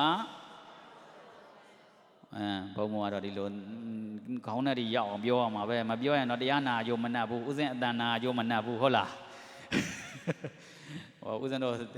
တရားနာတဲ့အခါကျတော့ပစ္စည်းဝေတဲ့ပုံစံမျိုးတရားမနာနဲ့တဲ့ခပိုက်ထည့်ထားတဲ့ပုံစံမျိုးတရားမနာနဲ့တဲ့ပစ္စည်းဝေတဲ့အခါကျတော့ဟာလာယူလိုက်တယ်ခပိုက်ထည့်လိုက်တယ်မတ်တက်လည်းရက်လိုက်ရောခပိုက်ထည့်ဟာအောက်ပြုတ်ကြနေရတာအဲ့လိုပဲဥစဉ်တချို့လူတွေကတရားတော်နာတယ်နားထောင်ကောင်းရုံပဲနာပြီးတော့ပြန်လဲပြန်သွားရောအကုန်လုံးဒီခမ်းမတဲ့ကြမ်းနေရတာပဲအဲ့လိုမဖြစ်စေနဲ့ပြောတာပါနော်အားလုံးကိုပြောတာမဟုတ်ဘူးနော်တချို့လူတွေပြောတာနော်အဲ့ထက်ပါခြင်းနဲ့ဆိုရင်တော့အဲ့လိုလုပ်ကြပေါ့နော်တချို့ကြတော့လွယ်အိတ်ထဲတချို့ကြဘေးတို့ထဲမှာထည့်လိုက်တာနဲ့သူတဲ့ပစ္စည်းနဲ့သူအောင်တရားနာတာလွယ်အိတ်ထဲထည့်ပြီးဘေးတို့ထဲထည့်ပြီးဆိုကြတဲ့ကကိုသွားတဲ့နေရာပါနေတာပဲအဲ့လိုပဲဥစဉ်တို့တရားနာပြည့်တတ်တယ်ပဲဟောကြီး ကစုံနာပြေဗုဒ္ဓနေ့၄မျိုးဖြစ်တဲ့ဖြစ်စဉ်လေးတွေကိုသွားတဲ့နေရာပါနေမယ်ဆိုရင်တော့လွယ်အိတ်ထက်ထည့်ပြီးတော့တရားနာတယ်နဲ့အတူတူပဲအဲ့လိုလေးဖြစ်စေခြင်းလို့ဦးဇင်းကထပ်မေးတာနော်စိတ်မစိုးဘူးမို့လားမစိုးပါဘူးဟုတ်ပြီအဲ့လိုဆိုဖွားတယ်ဆိုတဲ့နေရာမှာအဂောဟမတ္တမိလောကသလောကလုံးမှာထိတ်ဆုံးဇိထောဟမတ္တမိလောကသလောကလုံးမှာအကြီးဆုံးသစ်ထောဟမတ္တမိလောကသလောကလုံးမှာအမြတ်ဆုံးအယမန္တိမာဇာတိဒီဘဝဟာငါရဲ့နောက်ဆုံးဘဝပဲဦးဇင်းတို့တရားနာပြတဲ့တွေပြောရဲပြီလား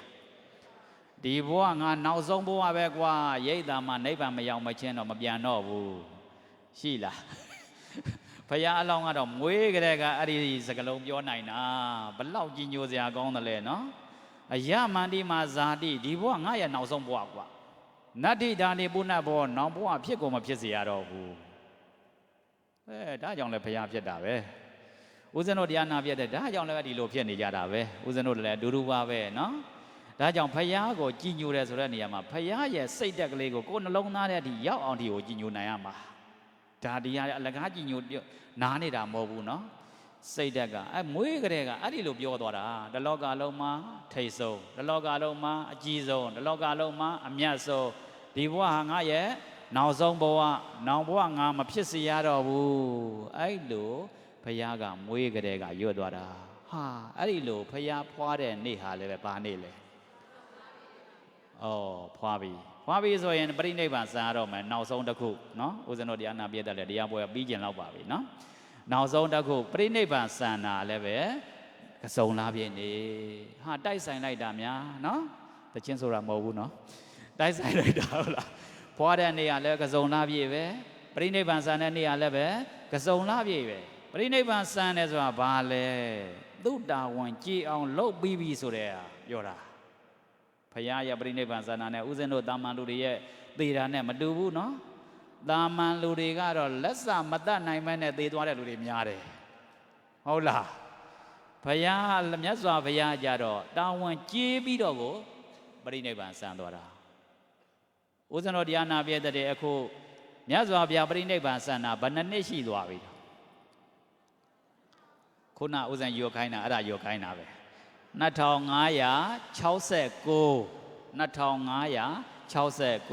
မြတ်စွာဘုရားပြိဋိဘံစံသွားတာ2569နှစ်ထိကိုရှိသွားပြီဖယားရဲ့တရားတွေတစ်ခုမှမပြောက်သေးဘူး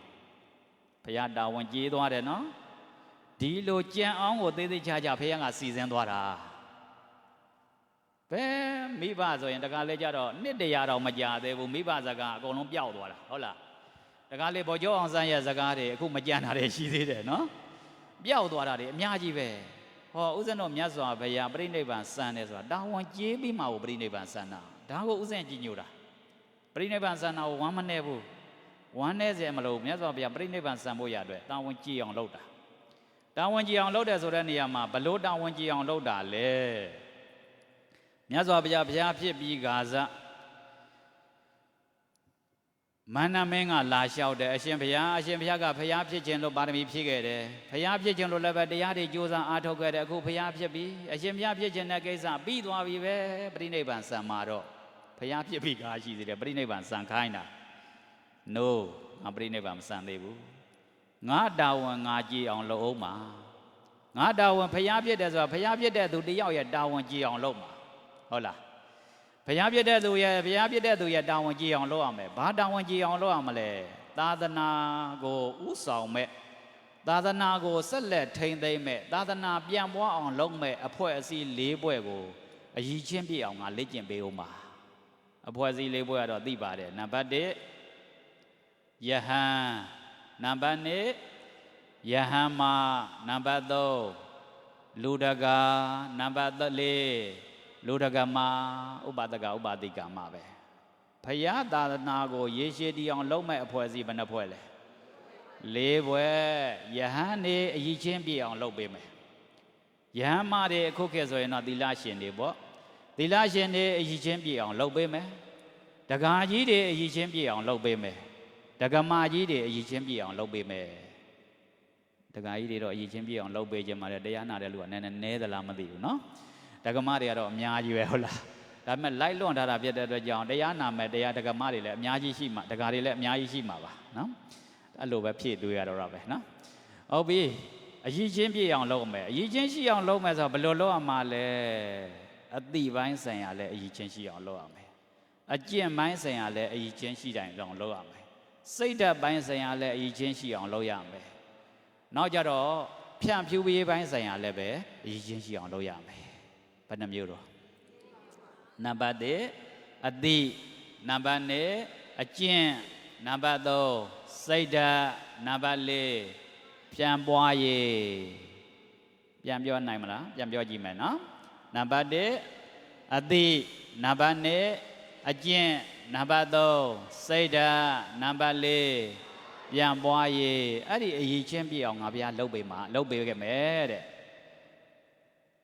အတိပိုင်းဆိုင်ရာဆိုရင်လည်းပဲငါဘုရားမြတ်စွာဘုရားကလူတွေကိုသိအောင်လို့ယဟန်တွေသိအောင်လို့ယဟန်မတွေသိအောင်လို့ဒကာဒကမတွေသိအောင်လို့ဆိုပြီးတော့မြတ်စွာဘုရားတရားဟောခဲ့တာခရစ်ယာန်တွေဆိုရင်သူတို့ရဲ့စာအုပ်လေးကသေးသေးလေးပဲနော်မွတ်စလင်တွေဆိုရင်လည်းသူတို့ရဲ့စာအုပ်လေးကသေးသေးလေးပဲဦးဇင်းတို့ဗုဒ္ဓမြတ်စွာဘုရားရဲ့စကားလုံးတွေဟောလိုက်တာတစ်နေ့လုံးမှာဆိုရင်2 နာရီပဲနားတယ်ဘလောက်ထိအလုံးလုံးသွားသလဲနော်45နှစ်လုံးလုံးဟောသွားတာစာအုပ်ပေါင်းက40လက်နှလုံးကျော်စာအုပ်ကြီးတွေ40နော်ဇန်နှလုံးကျော်စာအုပ်ကြီးတွေ40မြတ်စွာဘုရားဟောသွားတာဒါကြောင့်အတိပိုင်းဆိုင်ရာဘုရားစာတွေတာလိုက်လေးလာကြည့်လိုက်အတိပိုင်းဆိုင်ရာအကုန်ပြည့်စုံသွားပြီပဲခက်ညံ့ညံ့လို့တရားမှမဖြစ်တော့ဘူးဒါမှစာအုပ်ကြီးတွေကိုခေါင်းခုအိပ်ရင်တော့မတတ်နိုင်ဘူးပေါ့နော်အတိပိုင်းဆိုင်ရာအရေးချင်းရှိအောင်ဒါမှမြတ်စွာဘုရားပြိဋိဘံစံတဲ့အချိန်မှာယဟန်တွေအတိအကုန်ရှိတယ်နော်တန်ခါ900တန်ခါနာတင်တယ်တပားကထပြီးတော့ပြောလိုက်တယ်အားလုံးကသာဓုဘယ်သူမှမကန့်ကွက်ဘူးဘာလို့ဆိုသူတို့လည်းသိပြီးသားတွေကိုနော်အဲ့ချိန်မှာယဟန်တွေအကုန်လုံးကအရေးချင်းရှိပြီးသားအတိပိုင်းဆိုင်ရာယဟန်မတွေလည်းအကုန်လုံးအရေးချင်းရှိပြီးသားပဲဒကာတွေလည်းအကုန်လုံးသိပြီးသားပဲဒကမတွေလည်းအကုန်လုံးသိပြီးသားပဲသိဖို့ရာအတွက်မြတ်စွာဘုရားကပိဋက3ပုံနိကေ900ဓမ္မကနာပေါင်း8400ဟောကြားပေးခဲ့တာဘုရားတာဝန်ကြီးတယ်နော်အကျင့်ပိုင်းဆိုင်ရာဆိုရင်လည်းပဲဝီနိပိဋကဆိုတဲ့ကိုယ်နဲ့နှုတ်ကျင့်စဉ်တွေကိုမြတ်စွာဘုရားဟောပေးလိုက်တာလက်3လုံးလောက်ထူတဲ့စာအုပ်ကြီး9အုပ်နော်ဟာဝီနိပိုင်းဆိုင်ရာဦးဇင်းတို့တရားနာပရိသတ်တွေမြန်မာနိုင်ငံရဲ့ Constitution တောင်မှအဲ့လောက်ကြီးလားမကြီးဘူးစီကံတွေအကျင့်ပိုင်းဆိုင်ရာတွေကောင်းအောင်လို့နော်ဘုရားတရားအတိုင်းသာလိုက်နာလိုက်ပါအကျင့်မကောင်းတဲ့လူရှိပါမလားအခုဘုရားတရားကတော့များလွန်ပါတယ်9ပါးသီလတော့တော်တော်ထဲယူရတာနော်ခေါင်းကြိုက်ပြီးတော့ထိန်းရတာဟုတ်လားဘုရားကအကျင့်ပိုင်းဆိုင်ရာလည်းပဲအရေးချင်းပြည့်အောင်အဲ့ဒီခေတ်တုန်းကတော့တကယ်အရေးချင်းပြည့်တာယဟန်ရောယဟန်မရောဒကာရောဒကမရောဟာကိုကျင့်တရားတွေအရေးချင်းပြည့်တာအကျင့်ပိုင်းဆိုင်ရာလည်းအရေးချင်းပြည့်အောင်မြတ်စွာဘုရားလေ့ကျင့်ပေးတာအသေးစိတ်ပြောရင်တော့ဦးဇင်းတို့ကြာမှာဆိုလို့ဦးဇင်းမပြောတော့နော်နောက်နံပါတ်3ပါလဲစိတ်ဓာတ်ဆိုတာတကားလေးကြတော့အတွေးနဲ့ရလာနိုင်တဲ့စိတ်ဓာတ်နော်တရားနာပြီးတော့ရနိုင်တဲ့ကောင်းတဲ့စိတ်ဓာတ်ရှိမယ်အကျင့်နဲ့ရလာနိုင်တဲ့စိတ်ဓာတ်လည်းရှိတယ်အကျင့်နဲ့ရလာတဲ့စိတ်ဓာတ်ကတော့ကိလေသာဆိုတဲ့မကောင်းတဲ့စိတ်ထားတွေတခုမှမရှိတော့ဘူးအဖြူစင်ဆုံးပဲအဲ့ဒီလိုအဖြူစင်ဆုံးဖြစ်အောင်ကိုမြတ်စွာဘုရားကပရိနိဗ္ဗာန်မစံခင်မှာကြိုးစားတရားဟောတာတစ်နေ့မှာ2 နာရီပဲကျိန်းတော်မူတာဟာဘလောက်ကြီးညိုစရာကောင်းတယ်လေနော်နောက်တစ်ခုကပါလဲ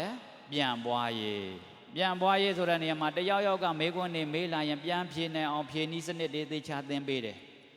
တယောက်ကဘာသာကြားတယ်ဆိုရင်ဘာသာကြားတွေကိုသူတို့ရဲ့အယူဝါဒနဲ့ပတ်သက်ပြီးတော့အယူဝါဒအမှန်အမှားတွေကိုခွဲခြားသိဖို့ရအတွက်အယူဝါဒတွေကိုလည်းအသေးစိတ်သင်ပေးတယ်ပြီးတော့လူတွေကိုအချိုကြိုက်တဲ့လူအချိုအခါကြိုက်တဲ့လူအခါသူ့အရွယ်အစားလေးနဲ့သူလိုက်အောင်လည်းပဲမြတ်စွာဘုရားကသင်ပေးသေးတယ်ဥပမာဆိုကြပါစို့ဦးဇင်းတို့ဝတ္တဗုဒ္ဓတော်ထဲမှာတော့သင်ထားတာရှိတယ်ဘာလေးပြောတယ်လဲဆိုတော့လူဆိုတာတဲ့ဥပမာနဲ့ပြောရင်3မျိုးရှိတယ်တဲ့တချို့ကြတော့နှုတ်ဆိုတဲ့အချိန်မှာရှိတယ်ကလေးလေးလို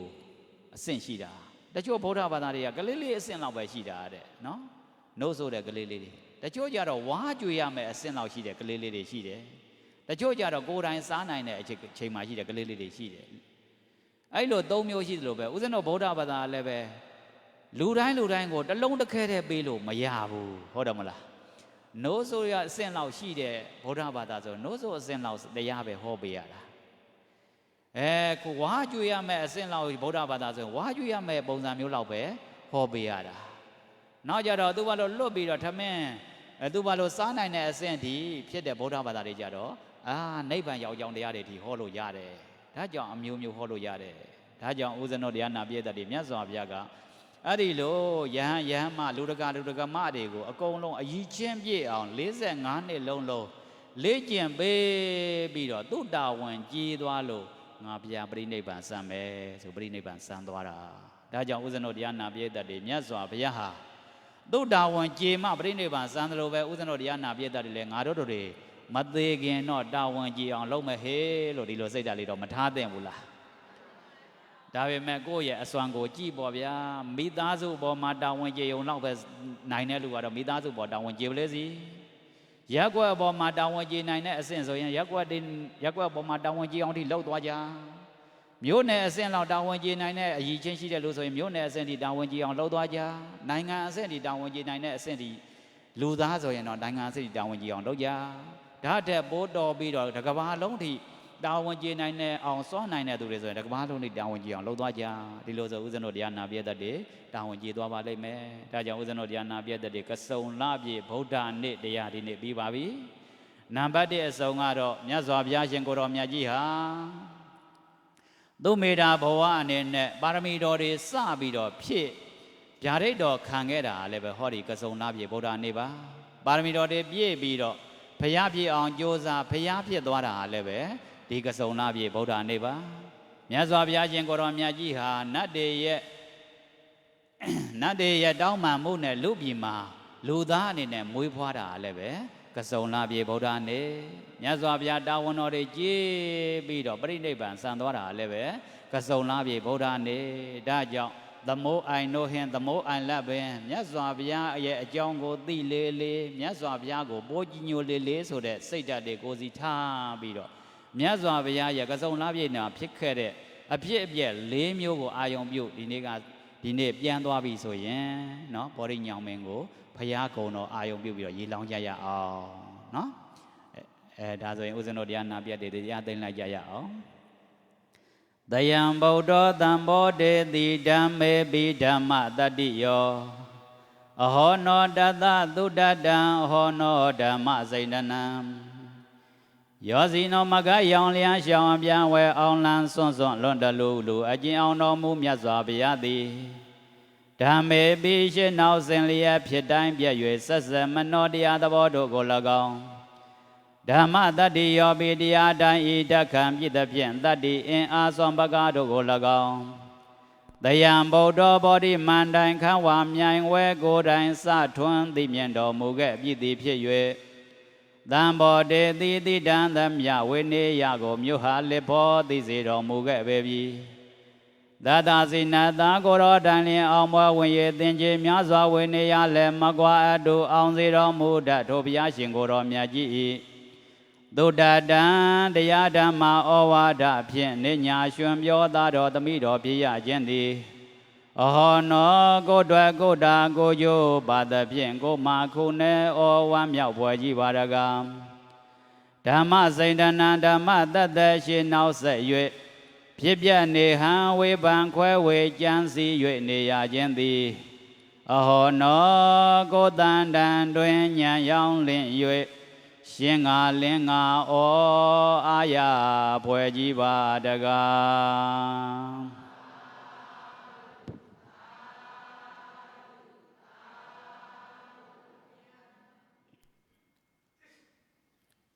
ဆက်လက်၍ခန္ဓာအစီအစဉ်300ဆရာတော်ဖျားအားလူဒန်းမှုအစုစုကိုဆက်ကပ်လူဒန်းရန်ဖြစ်ပါတယ်ဖျားရှေးဥစွာတီတူအထောက်အကူပြုအဖွဲ့များဖြစ်သောဆရာဆန်းမြောက်တကုံတီရိမင်္ဂလာ3ဘက်ပေါင်း၍သင်္ကန်းချင်းအားဆက်ကပ်လူဒန်းထားပါတယ်ဖျားဆက်ကပ်လူဒန်းရန်အတွက်ဦးဆန်းခင်နှင့်ဦးလှထေးအားလေးစားစွာဖိတ်ခေါ်အပ်ပါတယ်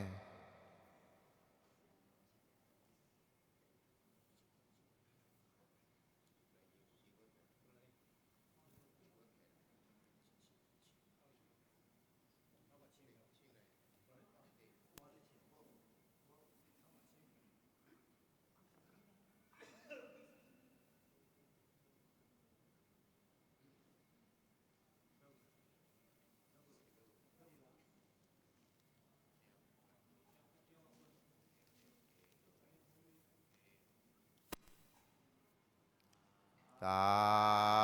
ဓုသာဓုသာဓုဆက်လက်၍ဗုဒ္ဓဝါဒအခြေခံမဟာပါရကအကြောင်းသူဒေါ်ချိုချိုအေးမှလူဝယ်ပစ္စည်းချင်းအားဆက်ကပ်ပေးပါရန်လေးစားစွာဖိတ်ခေါ်အပ်ပါတယ်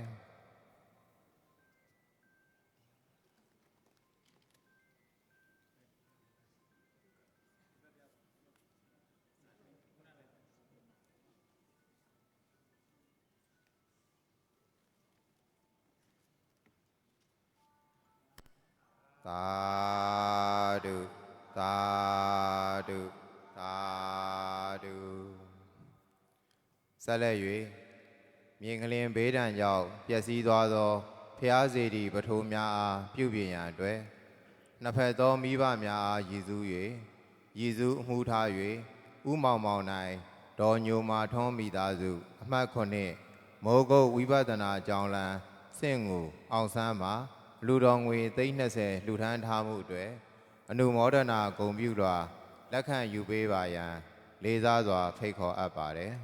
အလှူရှင်ကိုစား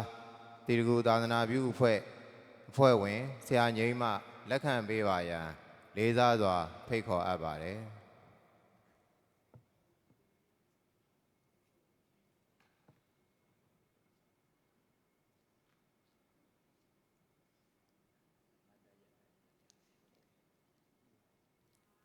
သာ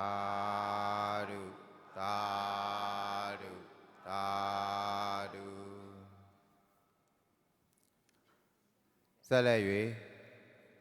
တရားနာပရိသတ်အပေါင်းလှူဒန်းထားသောဓမ္မပူဇာအလှူငွေများကိုစက္ကန့်လှူဒန်းရန်ဖြစ်ပါတယ်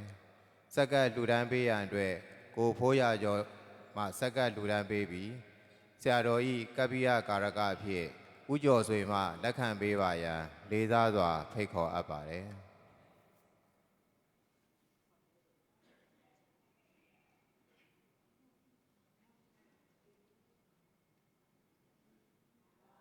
သာဓုသာဓုသာဓုဆက်လက်၍ခန္ဓာစီစဉ်လေးရာကုသိုလ်ကောင်းမှုအစုစုအားရေစက်သွန်းချ၍30ပုံသာဝိနည်းအပေါင်းတို့အားမျှပေးဝေရန်ဖြစ်ပါတို့ဖြစ်ပါ၍ဆရာတော်ဖျားမှဆောင်ရွက်ပေးပါရန်ခြေတော်အစုံဥခိုက်လျှောက်ထားအပ်ပါတယ်ဖျားဒီနေ့ဓမ္မပူဇာငွေတွေကိုလည်းပဲငလျင်စေတီတော်တွေကိုလှူလိုက်ကြရအောင်နော်ဓမ္မပူဇာရောဗုဒ္ဓပူဇာရောသံဃာပူဇာရောအလုံးဖြစ်သွားတယ်လို့စိတ်ထဲမှာအာရုံပြုထားကြမယ်နော်ရေစက်ကွက်ကိုင်အလုံးလိုက်ဆိုကြပေါ့အရှင်ဖယားဖယားတပည့်တော်မတို့သည်ကစုံလပြည့်ဗုဒ္ဓနေ့တိတကူအထုတရားသဘင်စင်ရင်ကျင့်ပါခြင်းကိုအကြောင်းပြု၍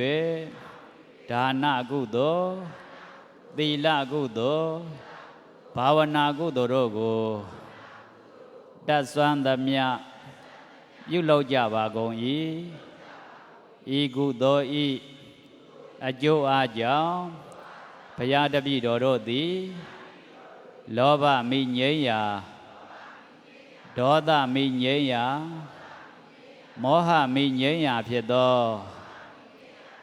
နိဗ္ဗာန်သို့လျင်မြန်စွာရောက်ရပါလို၏ဤကုသိုလ်ဤအဖို့ဘာကကိုအမိအဖအဖိုးအဖွာဆရာသမားဆွေမျိုးများမှအစထား၍32ပုံကျင်လည်ကုန်သောအလုံးစုံသောတတ္တဝါတို့အားအမြပေးဝေပါ၏အမြရ၍ကိုယ်စိတ်နှဖျားကျမ်းမာကြသည်ချမ်းသာကြသည်ဖြစ်ကြပါစေကုန်သောကုသိုလ်အမြယူတော်မူကြပါကုန်လောသာဓုသာဓု သာဓု ကုသိုလ်အမြအမြအမြယူတော်မူကြပါကုန်လောသာဓုသာဓုသာဓုကုသိုလ်အမြအမြအမြယူတော်မူကြပါကုန်လောသာဓုသာဓုသာဓုဆက်လက်၍ခန္ဓာအစီအစဉ်900တိရကုအဋ္ဌံဖြင့်ခန္ဓာရုပ်သိမ်းရန်ဖြစ်ပါတယ်ဖေဟာတို့ဖြစ်ပါ၍ဆရာတော်ဖျားမှတိရကုအဋ္ဌံအားတိုင်ကြားပေးပါရန်ခြေတော်အစုံဥခိုက်လျှောက်ထားအပ်ပါတယ်ဖေဟာတရားနာပရိသတ်ပေါင်းသူတော်ကောင်းတို့ကတံပြန်ရွတ်ဆို၍ခန္ဓာရုပ်သိမ်းရန်ဆရာတော်ဖျားမှမိန့်ကြားပါ၍အားလုံးတံပြန်ရွတ်ဆိုကြပါရန်လေးစားစွာပန်ကြားအပ်ပါတယ် ငါတို့ဖြစ်ရာဤလောကဝေဘဝသမိုင်းမယိုင်းစေရန်စိတ်မှန်မချမာနမပါတို့စွမ်းရာဖြင့်တို့သာသနာတို့ပြည်ရွာကိုသာယာစေမှုလုံလာပြုအံသာဓုသာဓုသာဓု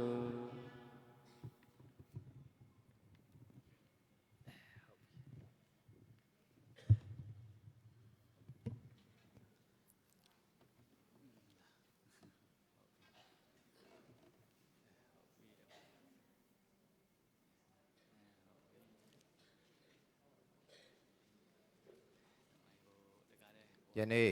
တိရူဆရာတော်ဖျားကြီးကဆရာတော်စီစဉ်ထားသောဗုဒ္ဓနေ့သဝင်လွာအားတူတန်းပေးရန်မိန့်မှာထားပါတယ်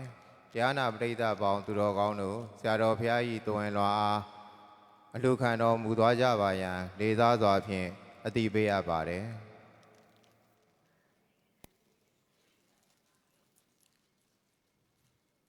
မနက်ဖြန်12ရက်5လ2025တနင်္ဂနွေနေ့မှာတိရကုကမ္ဘာဗုဒ္ဓတက္ကသိုလ်စကိုင်း၏တိရကုကထိကဖြစ်တော်မူသောအရှင်ဒေဝိန္ဒာဘိဝင်သာဆရာတော်မှဟောကြားမည်ဖြစ်ပါ၍တရားတော်နာကြွရောက်ကြပါရန်လေးစားစွာဖြင့်ဖိတ်ကြားအပ်ပါတယ်တိရကုစံလပမာချမ်းမြသာယာရှိတော်မူကြပါစေခမညာ